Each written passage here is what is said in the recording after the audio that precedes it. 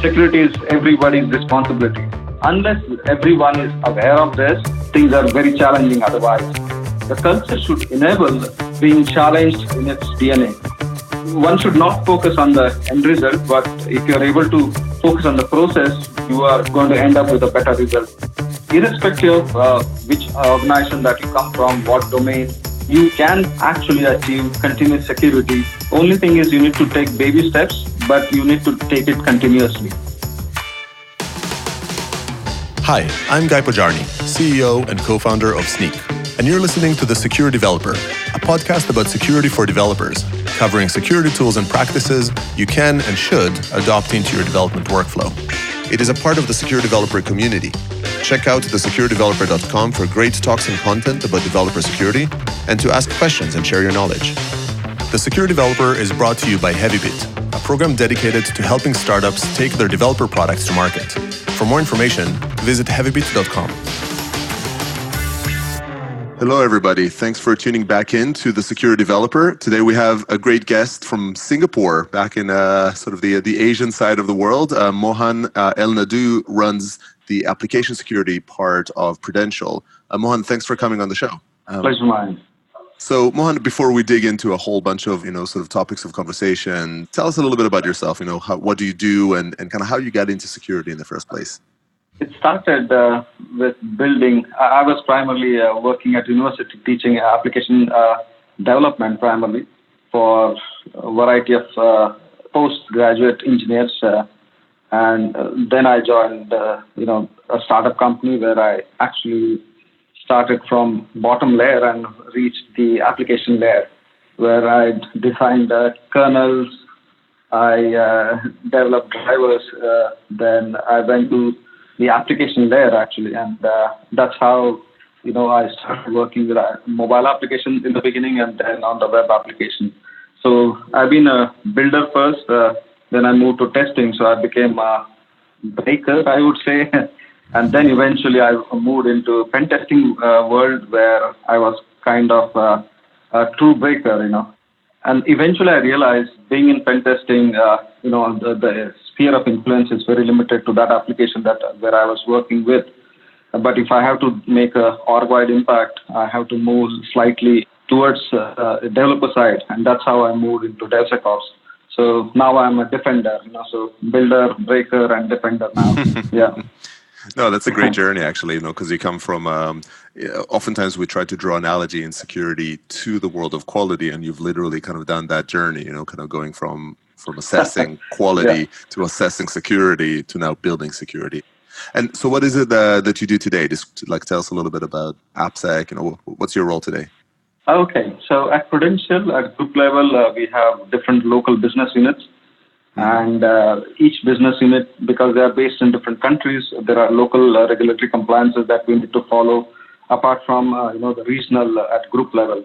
So we basically have recently kickstarted the DevSecOps program, and we have deployed 4 primary areas. The software security through SAST, static application security testing, and then we have open source software security, and third area is the container security, and the final is the DAS, the dynamic application security. So we have chosen different tools and working with development teams to onboard their applications, and we have just kickstarted the onboarding process. So eventually we plan to go to different local business units and give them workshops on how to use these tools. And then at the same time, we are parallelly building something called an ecosystem, where because we are very few in number in AppSec team, so we basically plan to create this ecosystem which basically fills the gap between what the developers want and what we can actually support, being small in number. So we are planning to put how to use different tools, what are the frequently asked questions in terms of vulnerabilities, how to fix those vulnerabilities, and then some small 5 to 7 minutes videos about how to use the tools, how to fix those tools in primarily 1 or 2 major technologies. And then eventually the questions come from different areas.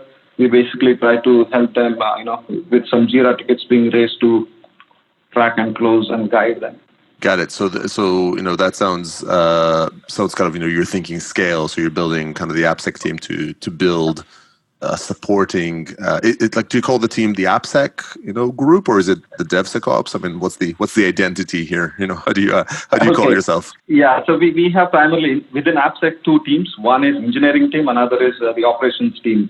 So engineering teams basically does all on the R&D part and the reviews and the latest tools, scripts, and any process improvements. They do it at a limited environment, and then the operations team basically does the rollouts and education and tracking different issues around day-to-day life. Yeah, the BAU activities. Got it. Yeah. But both of these groups support the engineering teams in doing it, or do you mean the engineering side is the writing code or reviewing code, but really like a lot of it is around working with, it's not about the codes they build, it's about the codes the engineer build and keeping it secure? Is that a safe assessment, or are they actually building solutions and maintaining services? Yeah, so we in the application security team, we don't develop any applications, but we do have integration code, writing playbooks for automated installation of various scripts, tools, etc. So in a way, we develop that part of integration code, but otherwise, no application that business uses. So that's a complete development activity. So we basically support them. Got it. No, that makes a lot of sense. You talked about the local businesses, but then it sounds like the initiative, this DevSecOps initiatives, is not local. It's a global initiative led by a local group, and then expanding into the other different sort of Prudential subsidiaries, I guess, or sort of local businesses around the world? Yeah, that's right. At regional level, we basically have developed the whole concept and set up different tools. At a central level in the cloud, we primarily use Azure Cloud, and then we have different local business units which use this cloud through their own tenant subscriptions. And these development teams actually, primarily the earlier focus was on the infrastructure security, and very less focus was given on the application. Although they were pen testing as part of compliance and other important releases, but AppSec as such was not the priority basically. So we started with this DevSecOps programs more focused attention towards the application security. And then you build that expertise locally, and then you expand it and permeate it out to others. Yes, exactly. So we have our extended hands in the local business units through ITSMs, IT security managers. So some of the ITSMs are really very, very good. Some are good in other security areas. So we basically try to balance this out, and we help them build this additional skill set and work with the local development teams actually. Got it. Cool. I mean, it's always probably like both a blessing and a curse to be the trendsetter, to be the one sort of driving and mobilizing the organization. You get to shape a new future, but you probably have to battle some blockers. Do you find, as you engage, so it sounds like you're in this interesting position where you are, you're thinking ahead, you're thinking about how security needs to look over time, today and over time. And you sort of have these two groups you need to convince or sort of bring along for the journey. On one side, you have the development teams that need to be signed up to this. But on the other side, you also have your peer or other security teams in different regions that need to do it. Do you find people are resistant to this change, or they embrace it? What's your sort of view of the overall? Yeah, interesting question. Okay, what I've read, what I come across is slightly different. Normally, when I read articles and blogs, and I get a feeling that developers are trying to resist the security part of it, But in here, I found developers do appreciate the importance of security. Only thing is, if it is transparent to them, they love it because that's not slowing down the process to production. But if it is slowing down, they want to find better ways to manage this. And I've read, in other stories that people try to bypass. So somehow I don't see that behavior here. So in a way, I would say I'm lucky. But in general, developers do understand, the importance of deploying secure software.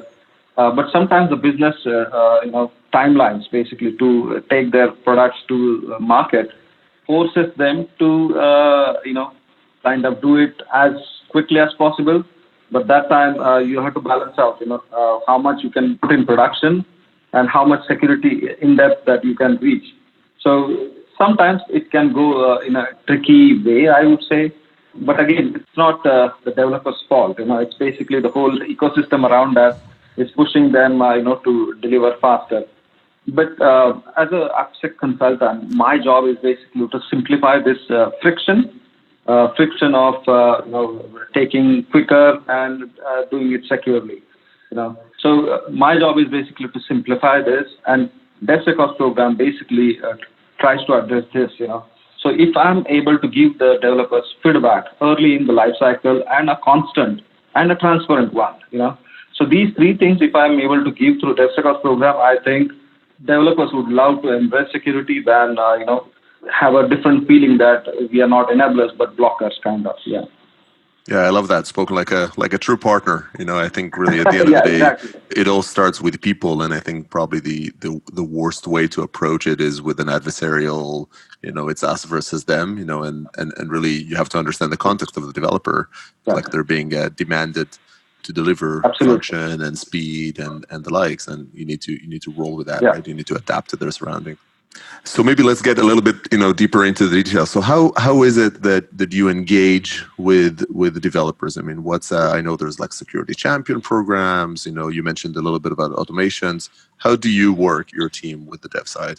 Yeah, so there are multiple areas in which we need to focus when it comes to onboarding developers to do secure development. One is definitely the tools, and early feedback. So if you have automated pipelines through whatever orchestration tool or platform that you use, early feedback gives them the sense of where they stand in terms of, the application security posture. But at the same time, that is not enough, So you need to have a process around supporting them, as you rightly said, being partners actually. So that's where, we need to build a good relationship with across different development teams from different regions. And that's what I'm trying to target. But main challenge in this process is basically the people. If we had enough number of AppSec folks in the team, it actually helps building that relationship faster, and we can deliver the requests earlier. But having said that, we know there are challenges in terms of getting good number of people in the AppSec domain.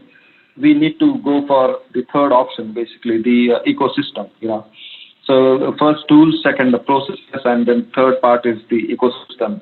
That's how I prefer to build that whole relationship. And ecosystem basically helps to progress without the AppSec consultants' availability, because that's the scarce resource these days. So since we have hundreds of developers spread across different local business units, building ecosystem basically helps them reach their destination faster. Say, for example, look at static application security testing tools. Take any tool, in fact. I have, designed and developed part of one of the leading, secure code analysis tool compiler. And I know that domain quite closely. So I know, that this domain, although it is there since 3 decades or more, but the inherent of, the core problem of this code analysis, either for quality or for security, is that the false positives. Because you cannot develop models, to understand the technology, because there's a variety of ways in which a developer can use the technology to deliver business value. So in such cases, false positive is an obvious byproduct, and more the number of false positives, less the faith the developers have in their tools, So it's very important to, iron out this part very quickly and in a smooth manner, So as part of the ecosystem, we plan to build a list of sure 100% false positive list coming from a particular application for a particular tool. And then we're going to say, hey, look at your result and look at this table. If you see these issues in your application, straight away go ahead and mark those as false positives. You don't have to worry about fixing it. We will not break your build in any case. So that's one level of resolving or reducing the number of issues to be resolved. Second way is basically sometimes there are false positives with a peculiar situation. For example, there's a CVE reported on a library, for example, open source library, and then there's a caveat saying that, hey, if you use this API in this particular library, then only this CVE is applicable, otherwise you're not. So if I have a dependency and then there is a transitive dependency on it, and if I'm not using this API, from that transitive dependency, I am not required to fix this issue. Basically, I'm not vulnerable either. So in such a case, we need to give that confidence to the development teams that, hey, we have analyzed this CVE, this doesn't apply to you, don't worry on this. But they, at the same time, because it's a vast organization, there would be another team which would be affected by the same CVE, but they are vulnerable or their application is vulnerable. So we need to balance this out, and this has to be done on a quick basis, because the more longer you take time to resolve this clarification, you are actually going away from the development teams, So this is very, very crucial, this quick analysis for any new CVE, because if imagine this, the criticality, the severity of this vulnerability is on the higher side, you have to just leave aside everything and then focus on this analysis and clarify to the both types of development teams. Hey, for you this doesn't apply, for you it is applicable, you better fix it. Or you have some other compensating control in place like block rule or some kind of monitoring and so on. Right, another mitigation technique. Yeah. Exactly. Yeah. So that's what I mean by creating ecosystem around them so that there's less and less friction basically. Yeah. No, I mean, it makes a lot of sense. I think there's a lot of conversations in the security kind of world today that goes from maybe a perfectionist perspective that says, well, I want to report and I want to tell you developers about all the problems and you should fix all the problems, to being much more diligent, understanding that there's only so much time and so much attention that you can demand of developers, for security issues, and you have to use that time wisely. Absolutely. And ensure that you really invest in using their time well, right? And in avoiding noise. So sounds like a really good thinking. Yeah, the extension of DevSecOps program, is through some kind of mechanism where they get feedback. At the same time, there is something which controls the whole delivery. To ensure there is security in production, is through build breaker program. So build breaker programs, I think you touched upon that part. It has to be implemented in a manner in which it is pragmatic. So every tool would give different types of vulnerabilities. Like some may give like critical, high, medium, low. Mm-hmm. Some would give threat level 10, 9, 8, 7, and so on. So when we target these breaking the build program, once they are comfortable with the whole ecosystem, we need to be considerate, as you rightly said, of their available time basically to fix these issues. Developers are not there, just to fix the issues. They are there to deliver business features. So we have to balance this act very, very carefully. So the way we plan to deliver this is, maybe 0 to 6 months, allow them to, scan, get the feedback, and have a clear understanding. But at the end of third month, we basically would like to tell them, hey, your build is going to be broken for, if not all the criticals, maybe some core criticals. For example, SQL injection, maybe process scripting, or any other data injection issues. Mm-hmm. So that gives them enough time basically to look at subset and then focus on fixing it actually. And then eventually after maybe 9 months, from the start, you basically come down and say, hey, no criticals allowed now. You had this much time to fix it. Now, no criticals. And then eventually in the next step, we would say, hey, now put that you're focused on critical issues. Now there are none. Will down and say no high issues, and so on. So we gave them time enough to get comfortable with the whole ecosystem of DevSecOps tools and scanning, etc.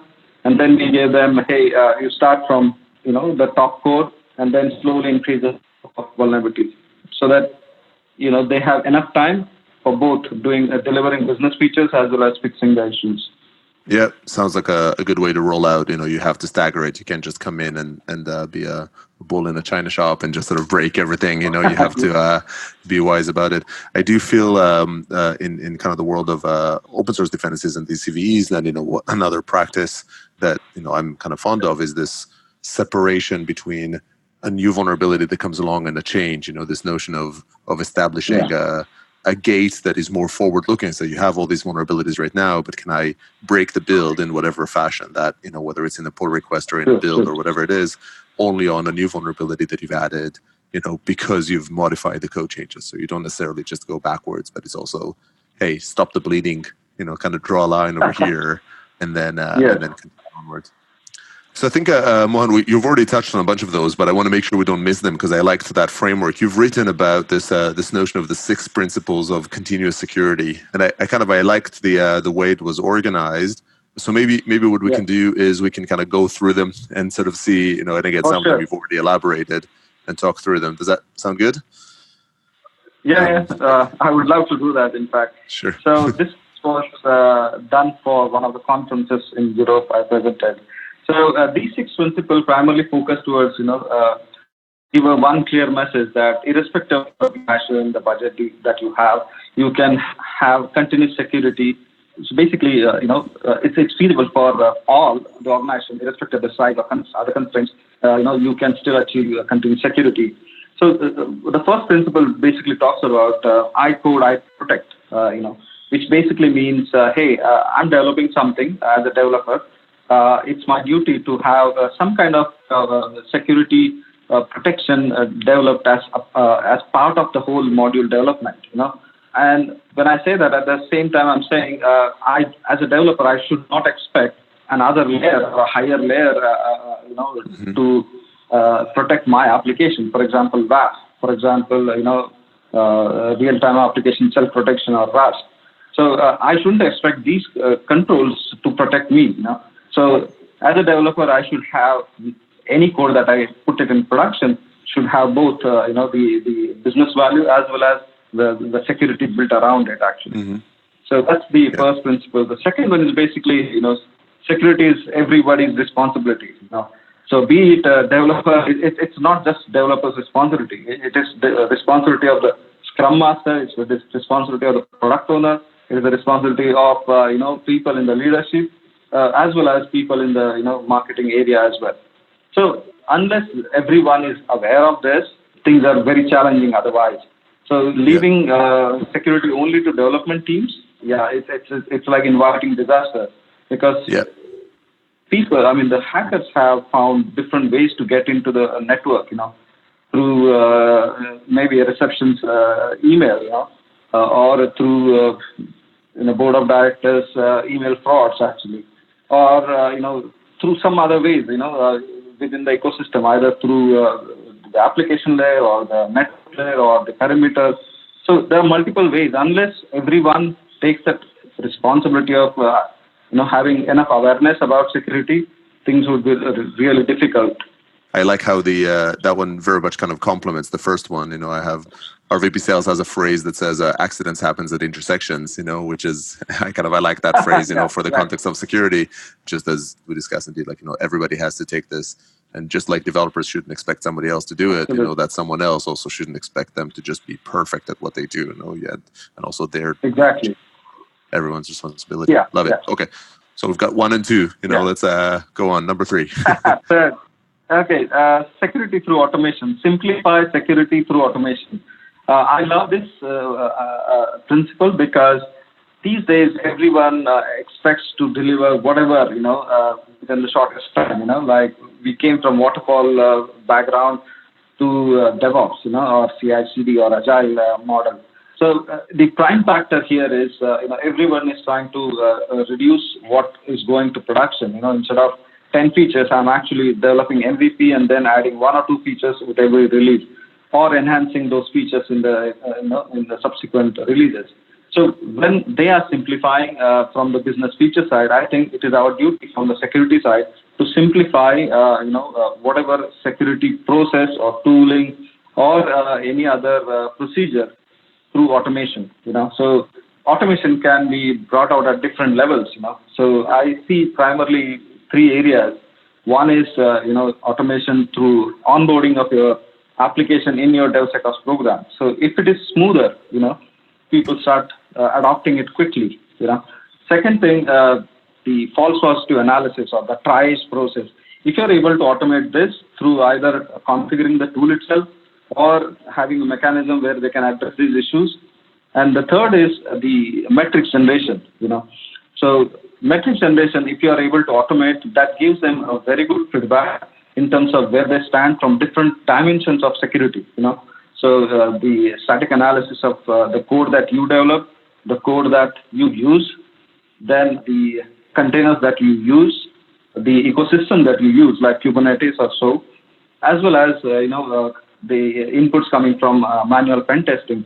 So if you are able to put these in together, in one single pane of glass, the point is, if you have an integrated dashboard, the developers in one shot get a very quick feedback, and then they can analyze, last release we had this much, whatever vulnerabilities in these areas. Now we are progressing well ahead because it shows the graph is going downwards. But if it is by chance it is going up, there could be multiple reasons. They have increased code, new features, multiple new features. So in that case, they can get a sense, they have to act upon if the trend is going upward direction. So they can think of all this only when they are aware of this. And to be aware, you need to have a single dashboard given to them in a manner in which they can consume it.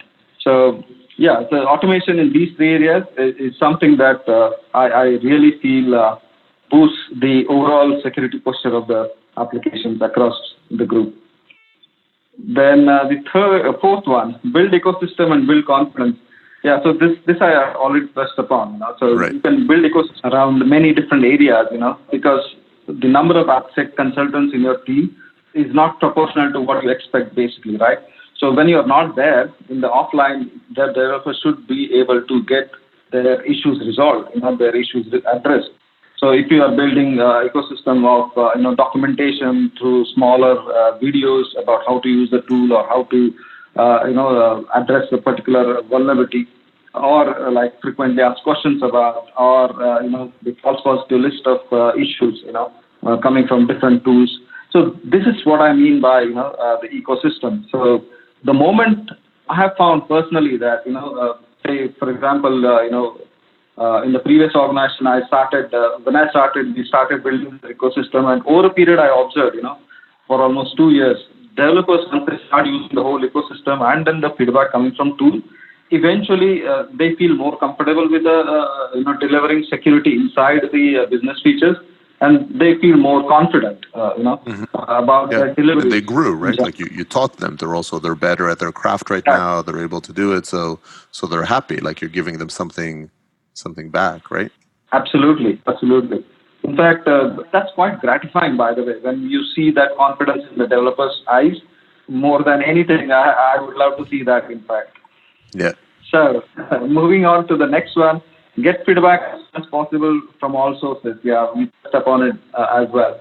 So, coming from those four areas which I talked about, the static, the dynamic area, container security, and the OSS scanning, I would like to, in fact, try to integrate a few other areas. I mean, I'm planning to do that. One is the WAF rules. If you're able to get WAF rules set per application, you get more visibility in terms of feedback about where and what kind of attacks are happening on your application. So the WAF in consultation with the SOC, the Security Operations Center. So the SOC people would be able to give us some insights in terms of, hey, in this period of time the attacks were primarily focused towards code injection, or in this period of time, hey, the attack was primarily towards network and not on the application layer. So these kind of insights basically over a period helps to grow the understanding how the hackers work and how your application should be secure. So feedback coming from different dimensions actually help developers mature, over a period. Yeah. No, if what you're doing is any good, you have to be able to measure, right? If you can't measure it, you can't optimize it. You have to improve it. Absolutely. And the last one is the focus on process improvement, and that is a continuous process. It's not like, hey, you have a DevSecOps program and then you're done. It's never like that. The process is very, very crucial because I have seen, if you focus towards the end product, you would be able to achieve some significant value. But you will not be able to reproduce in a successive, in a longer period, in a strategic manner. But if you focus on improving the process itself, that is making it live, making it adaptable, making prone to improve by itself through some other feedback or other mechanisms. So if you focus on the process, the quality of that end product becomes a secondary factor, and you can predictably make it successful with every delivery if you focus on the process. I like one quote from this lady, Dr. Carol Dweck. Maybe you should have a session with her on growth mindset. Yeah, really. I mean, although her domain was completely different when she talked about the growth mindset, but I love that idea, and I tend to apply that in general process improvement. The process is independent of domain. It can be applied to data science, it can be applied to security, it can be applied to even business processes. So what she says is, you should embrace failures in the journey. That means don't point fingers when something bad happens. Instead you say, hey, this is an opportunity to learn. So embrace failures and think it as a stepping stone and improvise the whole thing. Then inculcate the desire to be challenged. Now this is very important. There is element of culture involved in this, but this culture can be worked upon over a period of time. Mm-hmm. So in certain cultures, hierarchy is very important, where you cannot challenge your superiors. Yeah, your boss or your manager. So exactly, yeah. But I have found, because I was lucky to work in different cultures so far. US, Australia, Europe, and now in Asia. I found some of the European cultures are really nice in this respect, where they say, hey, I may be the CEO, but if you're a developer, if you have some suggestion, just come and share it with me. And then that feedback goes into improvising the process. So this, the culture should enable being challenged feature in its DNA. And irrespective of where you stand, if you're able to give a good feedback by challenging the whatever existing, I think that's the best thing that can happen to improve process. And she says, believe in process than the end result. That's what I was talking about, So one should not focus on the end result, but if you're able to focus on the process, you are definitely going to end up with a better result, actually. Like really good principles. And I think I love how they touch one another, right? But a lot of them are about ownership. A lot of it is around simplification and making it easy. Like if security is too hard, people won't do it. You have to make it easy. And then, I think the whole the last two principles in general, in particular, but also kind of the broader set, a lot of conversation around continuous improvement. You're never done, and that's a good thing. Embrace that you're never done versus being but I guess you also need to have the mindset and the perspective for it, but you also need to staff accordingly. It's not a temporary project that you're going to hire some people for. You have to understand that there are people here that need to be constant sort of service providers and enablers, and be on top of the next technologies, threats, and the next evolutions, and just changes in your own org and what does and doesn't work for it. Absolutely. And adapting that. That's true. Love the principles, Mohan. Before I let you go here, I like to ask every guest coming on the show, if you have, this is like a wealth of information, but if you have kind of one bit of advice, one kind of either a pet peeve about things you're seeing people do that you think they should just stop doing, or, one thing that if you embrace this, you're sort of leveling up your sort of security foo, whether it's on the dev side or on the security side, organizational, what would that sort of bit of advice be? I have two figures, man. It's not one, two. So you get a That's okay. Yeah.